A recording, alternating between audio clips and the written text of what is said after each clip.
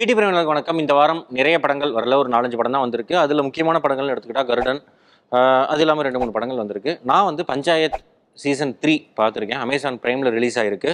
செவ்வாய்க்கிழமை ரிலீஸ் ஆகிருச்சு, பார்த்தாச்சு. ஸோ இப்போ பேசிடலாம் அப்படிங்கிறக்காக தான் இந்த வீடியோ. வழக்கம் போல் ஒன்லைன் என்ன, எதெல்லாம் நல்லா இருந்துச்சு, எது ஒர்க் அவுட் ஆகல, வெடிக்ட் தான் இந்த வீடியோவில் பார்க்க போகிறோம். பஞ்சாயத் ஏற்கனவே 2 சீசன்கள் வெளியே இருக்குது. பஞ்சாயத் சீசனுடைய ஓவரால் அவுட்லைன் என்ன அப்படின்னா, கேட் எக்ஸாம்லாம் எழுதிட்டு எம்பிஏ முடிச்சு ஒரு நல்லதொரு குடும்பம் அப்படின்னு நிம்மதியாக இருக்கலாம்னு நினைக்கிற ஒரு பையன் எல்லாருக்கும் அமையாதில்ல. அதனால வந்து ஒரு கிராமத்தில் செக்ரட்டரியாக வர்றாப்படி அந்த கிராமத்தில் அவர் சந்திக்கக்கூடிய விஷயங்கள் என்னென்ன நடக்குது, அதை எப்படியெல்லாம் அவர் ஃபேஸ் பண்ணுறாரு, அந்த கிராமம் எவ்வளவு பிற்போக்காக இருக்குது, எவ்வளோ வெள்ளந்தித்தனமாக இருக்குது, அந்த கிராமத்தில் இருக்கக்கூடிய பிரச்சனைகள் என்னென்ன, இவர் அந்த கேட் எக்ஸாம் பாஸ் பண்ணாரா இல்லையா, இதுதான் முதல் 2 சீசன்கள். 3ஆவது சீசனுமே இதே தான். இதில் புதுசாக நிறைய பிரச்சனைகள், ஒரு எம்எல்ஏ வர்றாரு, அவருக்கான பிரச்சனை என்ன அப்படிங்கிறதெல்லாம் சேர்ந்தது தான். 3ஆவது சீசனோட கதைக்களம் என்ன அப்படின்னா, செகண்ட் சீசன் எண்டில் ஒரு கிளிஃப் ஹேங்கரில் இவர் வந்து ட்ரான்ஸ்ஃபர் பண்ணி வேறு ஏரியாவுக்கு அனுப்பிடுறாங்க. அதுலேருந்து எப்படி இவர் திரும்பி வர்றாரு, இங்கே அந்த MLA versus panchayat president and secretary எல்லாரும் சேர்ந்து என்ன பண்ணாங்க அப்படிங்கிறது தான் கதைக்களம். பிடிச்ச விஷயங்கள், பிரகலத் அப்படிங்கிற கேரக்டரில் ஃபைசல் மாலிக் அவர் ப்ளே பண்ணியிருந்தார். 2வது சீசனில் அவருக்கு ஒரு எமோஷ்னல் ரோல் கொடுத்துருந்தாங்க. இந்த சீசன்லையுமே அந்த எமோஷனல் ரோலை வந்து ரொம்பவே நல்லா கேரி பண்ணியிருக்காரு, அவ்வளோ நல்லா ப்ளே பண்ணியிருக்காரு.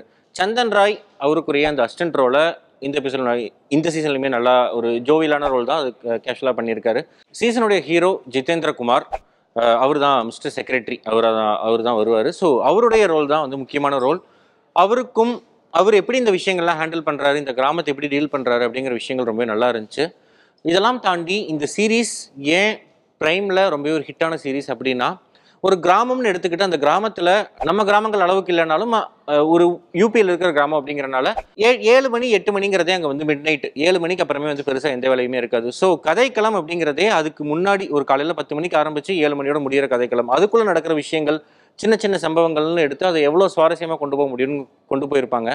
அந்த வகையில் தீபக் குமார் மிஸ்ராவுடைய டைரக்ஷன் ஆகட்டும், இந்த ஸ்டோரி எழுதப்பட்ட விதமாகட்டும், அது எல்லாமே ரொம்பவே நல்லா ஒர்க் அவுட் ஆகிருக்கு. இந்த பர்டிகுலர் 3rd சீசன் ரொம்ப ஃபன் எலமெண்ட்ஸ்லாம் கம்மி பண்ணிவிட்டு எமோஷனல் எலமெண்ட்ஸ் அதிகமாக யூஸ் பண்ணியிருக்காங்க. ஒரு அம்மாவுக்கும் பையனுக்குமான எமோஷன் எப்படி இருக்கும், ஒரு அப்பாவுக்கும் மகனுக்குமான எமோஷன், அந்த கிராமம் ஒரு கிராமமுமே அவங்களோட ப்ரைடுக்காக தான் இருக்காங்க. அந்த ப்ரைடை அவங்க ஏன் விட்டு கொடுக்கவே கூடாது அப்படிங்கிறது ரொம்பவே ஒரு நெகட்டிவ் ஷேடான ஒரு வில்லனாக இருந்தாலும் அவருக்குள்ளே இருக்கிற ஒரு ஹியூமன்னஸ்னு காட்டினதாகட்டும். அதே மாதிரி ஃபன் போர்ஷன்ஸும் 2-3 இடத்துல கேரி பண்ணியிருக்காங்க, அதுவும் நல்லாவே இருக்குது. பெர்ஃபார்மன்ஸஸாக ஏற்கனவே சொன்ன ஃபைசல் மாலிக்கோட பெர்ஃபார்மன்ஸ் ஆகட்டும், ஜிதேந்திர குமாரோட பெர்ஃபார்மன்ஸ் ஆகட்டும், ரிங்கி அப்படிங்கிற கேரக்டர் பண்ணியிருக்கிற அந்த பெண்ணோட பெர்ஃபார்மன்ஸ் ஆகட்டும், நீனா குப்தா இந்த சீசன்லையுமே வந்து ஃபர்ஸ்ட் கிளாஸாக ப்ளே பண்ணியிருக்காங்க. ஒர்க் அவுட் ஆகாத விஷயங்கள் அப்படின்னு பார்த்தா, ஃபர்ஸ்ட் சீசன் அளவுக்கு ஃபன் செகண்ட் சீசனில் இல்லை, அன்ஃபார்ச்சுனேட்லி இது 3rd சீசன்லையுமே இல்லை. இது கொஞ்சம் கொஞ்சமாக மூவ் ஆகி இது ஒரு எமோஷ்னல் ட்ராமாவாக நகர்ந்துக்கிட்டு இருக்கு. அதே மாதிரி சீரியஸான விஷயங்களும் அங்கங்கே டீல் பண்ணுறாங்க. ஸோ இது அந்த ஃபன் எலமெண்ட்ஸ் அப்படிங்கிறது ரொம்பவே கம்மியாயிருச்சு அப்படிங்கிறது மட்டும்தான் ஒரு குறைபாடு. அடுத்த சீசன் எலெக்ஷன் ரெடி அப்படிங்கிற மாதிரி போய்கிட்டு இருக்கு. ஸோ அடுத்த சீசனும் கட்டாயமாக வரும்.